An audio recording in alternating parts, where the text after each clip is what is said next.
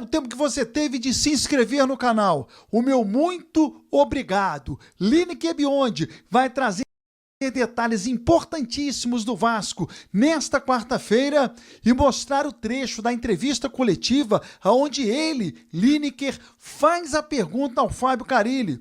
Poucos entenderam a resposta. Técnico Fábio Carille pressionado. Será que técnico Fábio Carille vai suportar até quando essa pressão, principalmente vindo da torcida do Vasco, né? Mais um jogo em São Januário que o treinador faz, né, um percurso correndo no final do jogo e é xingado, né? Quase um copo, né? Atingiu ali um copo saindo da arquibancada, atingiu o treinador. Enfim, a situação do Carille é cada vez mais séria. O treinador agora respira, pelo menos longe de São Januário, né? Que teremos jogos agora, uma sequência de jogos fora de casa. O jogo que o Vasco jogará em casa no meio desse tanto de jogo fora será contra o Palmeiras, porém, jogo realizado lá em Brasília, no Mané Garrincha. Então essa pressão de São Januário, né, do torcedor local, do torcedor do Rio, o Fábio Carille vai ter aí agora um percurso mais tranquilo. Nós teremos também aí um período para trabalhar, né? O jogo só no final de semana, o Vasco folgou, os jogadores folgaram. Hoje a gente vai ter aí também algumas situações envolvendo uma recuperação de controle de carga, de recuperação física dos jogadores. Um período para trabalhar, né? Não vai ser só conversa. Os jogadores vão a campo, fazer um coletivo de preparação, testar algumas peças. É um período aí de 4 dias, né? Contando com o dia de hoje, para trabalhar. Bom, vamos estar vendo aí se haverá evolução, né? O técnico Fábio Carille, que na minha pergunta na coletiva, ele disse o seguinte. Vou trazer aqui a minha pergunta, você vai lá nos comentários e coloca a sua opinião sobre ela e a resposta do Fábio Carille, que eu confesso para você que ele falou algo que eu não consegui observar, principalmente num 4-4-2, quando eu estava vendo o jogo inteiro, o Vasco com 2 pontas e o Verratti centralizado, né? No final do jogo a gente tinha o Adson numa ponta, o Zuccarello na outra e o Pablo Verratti centralizado, o Alex Teixeira ali percorrendo, um pouco mais centralizado, tentando buscar um jogo, mas não foi muito eficaz, né, nessa função. Enfim, minha pergunta para o técnico Fábio Carille e a resposta do treinador agora. Boa noite, Carille, Lineker Beyond, canal A Hora. Jogadores dentro da área para terminar, né, mas isso que a gente pensou e elaborou acabou não acontecendo, por isso o nosso segundo tempo não foi bom. Confesso que ficou vazio para mim.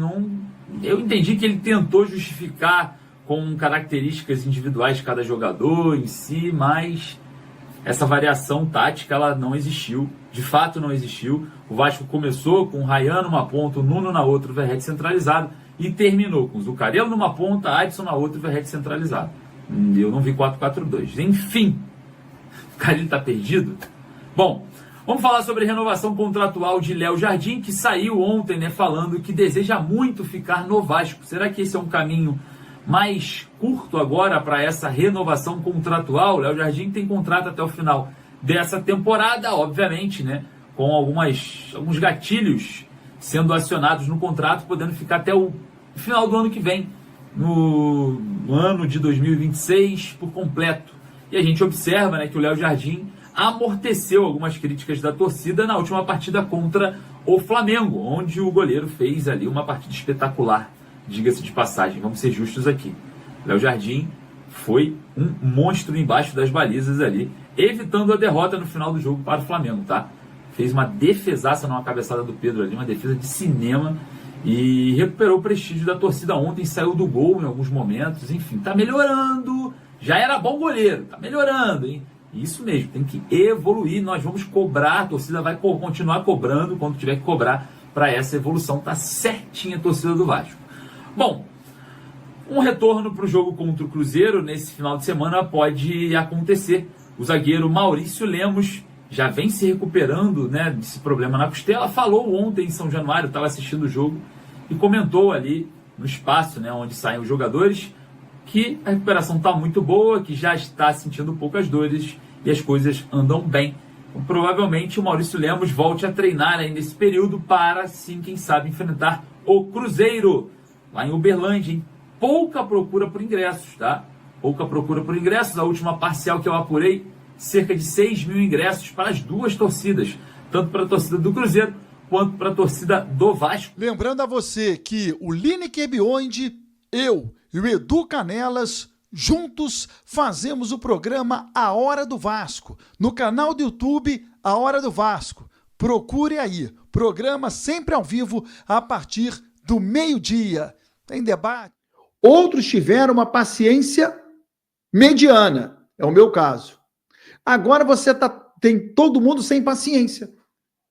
Então, à medida que os jogos foram acontecendo, a pressão vai aumentando. Porque mais pessoas vão perdendo a paciência. Eu me coloco. Eu era um cara defensor do Carille, foi contratado, não fiquei insatisfeito, e agora eu sou insatisfeito. E ontem, uma partida, sem conseguir penetrar na área adversária, sem chutar gol, sem conseguir jogadas, finalização, sem construir absolutamente nada, podendo fazer 5 alterações e faz somente 3, é um absurdo completo, Edu. É um absurdo completo. É assinar o atestado de que não tem um jogador para mudar o time e não tenho ideias para isso. 3 substituições, podendo fazer 5, com o time não jogando nada. Porque se o time tá jogando bem, beleza. Não, o time tá jogando bem, não vou mexer, não. Daqui a pouco o gol sai. Aí o gol não sai, beleza, o time tava jogando bem. Mas, porra, ontem o time não tava jogando nada e ele não fez as 5 alterações. Tentando ressuscitar o Alex Teixeira.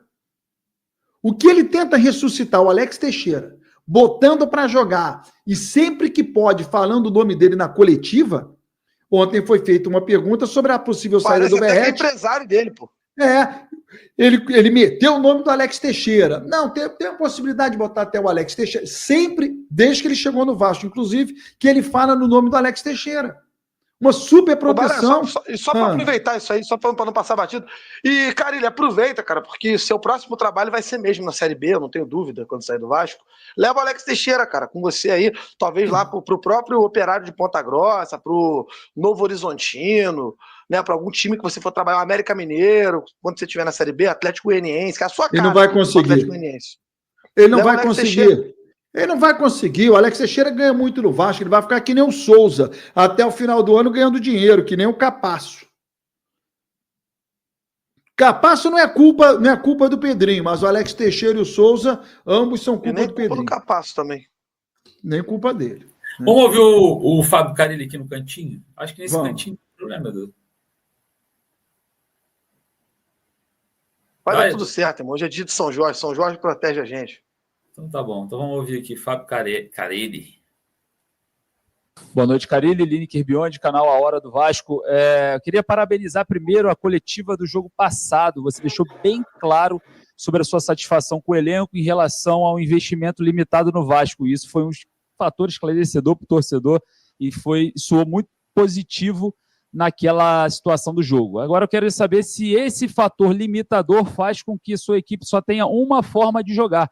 Porque o que a gente vê é que você muda peças, mas não muda a forma de atuar, né? Com a distribuição dos jogadores em campo. Queria saber se realmente esse teto de limite da diretoria também interfere nisso. Obrigado. Boa noite. Não, a questão das mudanças, ela se passa muito pela característica dos atletas também, né? Então, hoje fizemos um jogo duro que a gente sabia que tinha que ser. Jogo de Sul-Americana, jogo de Libertadores, nós sabemos que é assim. Para mim, o segundo tempo, a gente acelerou muito, quis chegar muito rápido na área e houve pouca troca de passe, que aconteceu muito no primeiro tempo. Né, ser mais agressivo, chutar mais. O primeiro tempo foi melhor nessa questão, de chegar mais perto. O segundo tempo, por acelerar demais o jogo, a gente acabou se perdendo um pouquinho. Né? A partir do momento que eu coloco o Zuccarello é mais um atacante do que o Nuno. O Nuno vai para dentro ali, o Coutinho pede para ser substituído por cansaço ali, por puxar cãibra, alguma coisa. E o Zuccarello é um atacante, então ali já é uma mudança, né? E depois, quando eu resolvo colocar o Alex, fica um 4-4-2, sendo que o Alex Teixeira é mais atacante do que armador. O Coutinho é sim um armador, vem trabalhar a bola. O Alex é um cara que chegasse, para quem chegasse pelos lados, principalmente, tivesse mais jogadores dentro da área para terminar. Né? Mas isso que a gente pensou e elaborou acabou não acontecendo, por isso nosso segundo tempo não foi bom. Agora deixa eu perguntar uma coisa para os senhores aqui. Eu tô ficando maluco Eu tô ficando maluco. A minha pergunta parece que não saiu no início lá do negócio por conta da transmissão. Eu tô ficando maluco, o Carille falou que o time ficou num 4-4-2. Ele falou agora. Aí eu cheguei na coletiva... Mas ele falou que o time ficou no 4-4-2 e quem seriam os dois meios? E que o Zuccarello estava fazendo numa ponta e o Adson na outra? Não, porque o Zuccarello não é meia? Não, o Zuccarello entrou como um atacante pela esquerda no lugar do Ryan. Ele mesmo falou, ele é mais um atacante do que o Nuno. Então ele insinua que tá no 4-4-2, coloca o meia como atacante. Pô, pra mim, isso é igual aquele camarada que fuma capim maluco, chega em casa e vai fazer um lanche, né? Ele sai tacando tudo que ele tem na cozinha, dentro de coisa ali pra matar a larica. Na minha opinião, é por aí. Não, bizarro, quando acabou a coletiva, assim, foi um exercício mental. Todo mundo falou assim, 4-4-2? Peraí. Aí pegaram o finalzinho, né? Porque foi transmitido lá, pegaram o finalzinho assim. Aí teve uma bola que tava um ataque contra a defesa e o Lanús escapando, né? Nos contra-ataques. Aí teve uma hora que a bola cai no pé do João Vitor, assim, o Vasco está bem postado. Com a formação certinha. 2 volantes, o Paulinho um pouquinho mais à frente, assim. Né? O Matheus Carvalho tinha entrado na partida. E, claramente, Adson, Zuccarello nas 2 pontas e o Verratti centralizado, né? Aí a gente falou, pô, de onde que o cara ele tirou 4-4-2? O Vasco não muda a forma de jogar. Ele muda a peça. Aí ontem, o que ele fez? Ele tira um jogador, bota o Adson, puxa o Nuno para o meio no lugar do Coutinho, né? Ele bota o Nuno como um meia. E joga o Adson na ponta, Ryan na outra, o Verratti como centroavante e o Nuno como meia. Aí ele viu que não deu certo, que o Nuno estava desgastado, ele coloca o Alex Teixeira como meia, como esse jogador centralizado no meio-campo, né, que substituiu o Coutinho. E a partir do momento que o Alex Teixeira entra, sem bola, ele volta para o 4-2-4 de sempre. Aí, claro, né, naquele jogo pegado, um jogo mais rápido, o Alex Teixeira fazia uma recomposição muito ruim. Aí acabava que ficavam 4 jogadores na última linha. E o Lanús... Tomara que o seu... É Dubai? É Dubai? Ah, que legal, mano. Que legal. Melhor ainda. Eu tenho muita vontade de aparecer aí, de conhecer Dubai. Com certeza eu vou aparecer em algum momento. Muito legal, muito legal. E obrigado pelo carinho, meu irmão. Não se jogue da ponte. Realmente, se você acordou 4 horas da manhã pra ver o show de horrores... É foda, é complicado mesmo, porque o jogo hoje foi bem ruim de assistir, cara. Bem ruim de assistir, imagina de comentar. Mas, de fato, o mercado também é complicado e o Diniz, pra mim, tá longe de ser uma solução. Longe, tá? Um abraço, Danilo. Tamo junto, irmão. E bom descanso aí, bom trabalho aí no Dubai. Em Dubai, quer dizer. José Roberto. Lucas Pedrosa, vejo 95% dos técnicos brasileiros limitados e sem repertório. Se o Felipe Luiz é bom, é porque fez sua carreira lá fora e trouxe ideias europeias. Técnico nota 5, time nota 5. Queria um técnico com ideias europeias. José Roberto, concordo plenamente com você de que a nossa escola de técnicos ela não é uma escola tão plural, tão boa. Acho que tem pouquíssimos técnicos da nova geração que realmente... trazem ideias modernas, ideias que você vê e fala assim, opa, tem alguma coisa diferente aqui. E a questão do Felipe Luiz, cara, eu acredito que tudo isso que você falou tenha muito a ver. Ele é um bom técnico, ele é estudioso, ele trabalhou a vida inteira na Europa, então ele tem referências europeias também, mas, amigo, ele tem uma máquina na mão. Ele tem uma máquina na mão. Ele tem 22 jogadores de seleção. Então, obviamente, você vai olhar o Flamengo do Felipe Luiz... E ele tem uma certa obrigação até de fazer ideias darem certo, porque as ideias vão ser bem executadas, porque ele tem muito material humano na mão. Tem muita qualidade na mão. Coloca o Felipe Luiz para treinar o Vasco. Vamos ver se ele vai ter esse desempenho todo. Não vai. E isso, gente, eu não quero dizer que o Felipe Luiz é mau treinador não, tá? Ele é bom treinador. Isso é fato, isso é indiscutível. Só que assim, uma coisa é você ser bom treinador... tendo o material humano que ele tem na mão, que é o time do Flamengo. E que ele reconhece isso, tá? Ele fala isso. Se esse time não jogar, a culpa é minha. Tá? A culpa é minha. Mas assim, não tem como comparar, cara. Não tem como comparar. Eu vejo o trabalho do Roger Machado hoje, por exemplo, que também tem um bom material humano na mão, mas ele é um técnico brasileiro que tem boas ideias, que faz uma coisa diferente. O Inter hoje até conseguiu se recuperar de um 3-0, se eu não me engano, foi 3-3, Internacional e Nacional. E tem defeitos. O Rogério Ceni, pra mim, é um baita de um treinador, mas tem defeitos, tem problemas, sabe? O Carpini no Vitória, com um material humano assim, ó, pequenininho, ele consegue fazer bons jogos. Então, tem nomes interessantes também. O que tem a ver também é o que você tem nas mãos, cara. Cobrar do Carille que ele jogue tão bem quanto o Felipe Luiz joga, cara, é até cruel, compreende? Mas isso não quer dizer que o Felipe não seja melhor que o Carille, isso não quer dizer que a gente não possa ter técnicos aqui mais interessantes. Podemos e devemos. A nossa escola de treinadores é fraca, e isso tem assuntos muito mais profundos que a gente pode tratar aqui. Eu já falei aqui diversas vezes sobre isso, sou um cara que procuro saber muito. Você, para ser treinador de futebol hoje, você tem que ter pelo menos 30 mil reais e um tempo para ficar sem trabalhar. Porque é esse o custo para você tirar as licenças da CBF, para fazer o curso e tudo mais. Então, às vezes, um cara que não tem grana, mas que tem ótimas ideias...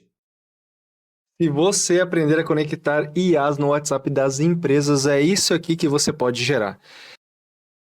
Ele não consegue ter a condição do acesso para poder estudar, tirar as licenças e trabalhar no futebol. Fora que o futebol ainda é uma bolha, né? Ainda é uma bolha. Você vê novos treinadores sendo o quê? Ex-jogadores. Novos treinadores sendo, às vezes, um auxiliar, um filho de treinador. Então, assim, cara, a nossa forma de formar treinadores, ela não é a das melhores. Ela não é das melhores. Então, assim, é complicado. É um buraco muito profundo pra gente comentar, mas eu concordo plenamente com você de que estamos atrás. Estamos atrás. A escola europeia, a escola argentina, por exemplo, é muito melhor do que a escola brasileira atualmente.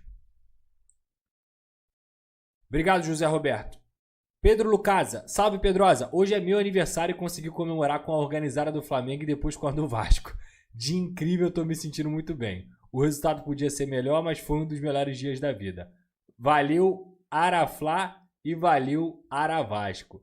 Pedro Lucasa, primeiramente, cara, meus parabéns. Tudo de bom pra você. Saudações vascaínas. Muitas felicidades aí no seu caminho também. Você é um cara que tá sempre aqui comigo, me dando todo o apoio. E o seu perfil é uma sátira, digamos assim, mas é uma coisa que eu recebo de muito bom grado, porque pra mim é um carinho enorme.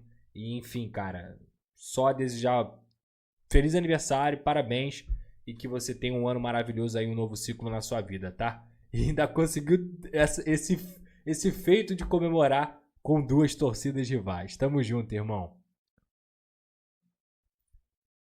Salve, Pedrosa. Já deu o Carille. E é melhor usar o Sub-20 para esses próximos 3 jogos, porque a Sul-Americana foi pro vinagre. É muita loucura pedir Ramon Dias para evitar o dinizismo? Tamo junto. Pedro Coelho. Cara, usar Sub-20 é loucura, não dá, mano. A Sul-Americana acho que não foi pro vinagre, não, mano. A gente tem chance ainda na Sul-Americana. O negócio tá embolado ainda, mas a gente tem... Vasco encaminha a contratação de Rafael Toloi. Zagueiro com passagens pela seleção italiana e Atalanta deve reforçar a defesa cruz-maltina. O Vasco da Gama está muito próximo de anunciar um importante reforço para a temporada. O clube encaminhou a contratação do zagueiro Rafael Toloi, de 33 anos, que atualmente defende a Atalanta, da Itália. As conversas avançaram nos últimos dias, e o acerto está em fase final de detalhes contratuais. Toloi, que tem dupla nacionalidade, brasileira e italiana, tem uma sólida carreira no futebol europeu e foi campeão da Eurocopa em 2021 com a seleção italiana. Revelado pelo Goiás e com passagem marcante pelo São Paulo, o defensor está no futebol italiano desde 2015, onde se destacou por sua liderança e qualidade técnica. A negociação foi conduzida diretamente pela diretoria vascaína, que vê no jogador uma peça fundamental para dar mais experiência ao sistema defensivo do técnico Fábio Carille, segundo fontes próximas ao clube. O contrato deverá ter validade até o fim de 2026, com possibilidade de renovação. A chegada de Rafael Toloi é vista como uma resposta imediata à necessidade de reforçar a zaga após um início de temporada marcado por oscilações defensivas. A expectativa é que ele desembarque no Rio de Janeiro nos próximos dias para realizar exames médicos e assinar contrato.